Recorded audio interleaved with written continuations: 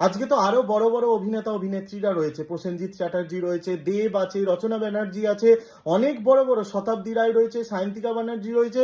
অনেকেই এসে কিন্তু রাস্তায় বসতে পারতো জনসাধারণের পাশে, কিন্তু কেউ এসে বসেনি। এটা নিয়ে যদি আপনারা ভাবেন যে আমি বিজেপি, তৃণমূল বা সিপিআইএম, আমার কিছু করার নেই।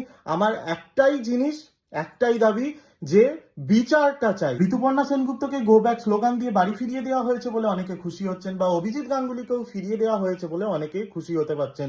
কিন্তু আমি একটা কথাই বলবো, তাহলে আমাদের আন্দোলনের এখন মূল ফান্ডা হবে কাকে কাকে বাড়ি ফিরিয়ে দেওয়া যায়। তার মানে পুরো জিনিসটাকেই উল্টো দিকে একটা ঘুরিয়ে দেওয়ার চেষ্টা।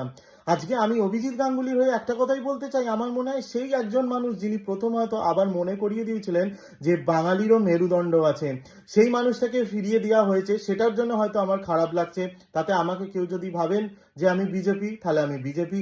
আবার ঋতুপর্ণা সেনগুপ্ত, যার রেশন দুর্নীতি বা রোজভ্যালি কাণ্ডের সাথে তার নাম পাওয়া গেছে কিন্তু কোনো প্রমাণ পাওয়া যায়নি, তারপরে সব থেকে বড় কথা যে তিনি কিন্তু এখনো মহানায়িকা সম্মানটাও পায়নি, বা 21শে জুলাইয়ের মতন বা আরো বড় বড় তৃণমূলের মঞ্চে কিন্তু তাকে দেখতে পাওয়া যায়নি। তারপরেও তাকে গো ব্যাক স্লোগান দিয়ে বাড়িতে ফিরিয়ে দেওয়া হয়েছে।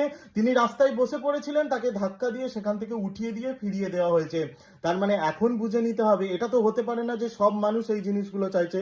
সব মানুষ কোনোদিনই চায় না। তার মানে ওই আন্দোলনকারীদের মধ্যে কিছু তো এখন সর্ষের মধ্যে ভূত ঢুকেই রয়েছে, যারা এই জিনিসগুলোকে করাচ্ছে, যারা ঋতুপর্ণা সেনগুপ্তকে বের করে দিচ্ছে বা অভিজিৎ গাঙ্গুলিকে বের করে দিচ্ছে। হতে পারে যে স্বস্তিকা মুখার্জিকে বের করা হয়নি, অনেকেই বলবেন হ্যাঁ স্বস্তিকা মুখার্জি, শিলেখা মিত্র, ওদেরকে তো মন থেকে স্যালুট। কিন্তু যারা পাশে এসে বসতে চাইছে, আজকে তো আরো বড় বড় অভিনেতা অভিনেত্রীরা রয়েছে, প্রসেনজিৎ চ্যাটার্জি রয়েছে, দেব আছে, রচনা ব্যানার্জি আছে, অনেক বড় বড় শতাব্দী রায় রয়েছে, সায়ন্তিকা ব্যানার্জি রয়েছে। অনেকেই এসে কিন্তু রাস্তায় বসতে পারতো জনসাধারণের পাশে, কিন্তু কেউ এসে বসেনি। তারপরেও ঋতুপর্ণা সেনগুপ্ত এসে বসেছিল। যারা এসে মানুষের পাশে দাঁড়াচ্ছে তাদেরকে এইভাবে ফিরিয়ে দেওয়াটা হয়তো আমাদের উচিত নয় বলেই আমার মনে হচ্ছে। এইটা নিয়ে যদি আপনারা ভাবেন যে আমি বিজেপি, তৃণমূল বা সিপিআইএম, আমার কিছু করার নেই। আমার একটাই জিনিস, একটাই দাবি, যে বিচারটা চাই। সুপ্রিম কোর্ট কি করে হঠাৎ করে একটা জিনিসকে আবার পিছিয়ে দেয়, আমি বুঝতে পারলাম না। মানে আমার শিক্ষাতে আমি কোনোদিনও এরকম শুনিনি যে একটা রায়কে এইভাবে পিছিয়ে দেওয়া হয়। কেন এইসব হচ্ছে, কিসের জন্য হচ্ছে? আর আপনারা দয়া করে একটাই রিকোয়েস্ট, এইভাবে যারা পাশে এসে দাঁড়াচ্ছে তাদেরকে ফিরিয়ে দেবেন না। যেগুলো সত্যিই দুর্নীতির সাথে যুক্ত আমরা দেখে ফেলেছি, প্রুফ আছে, তাদেরকে ফিরিয়ে দেওয়াটা আলাদা ব্যাপার।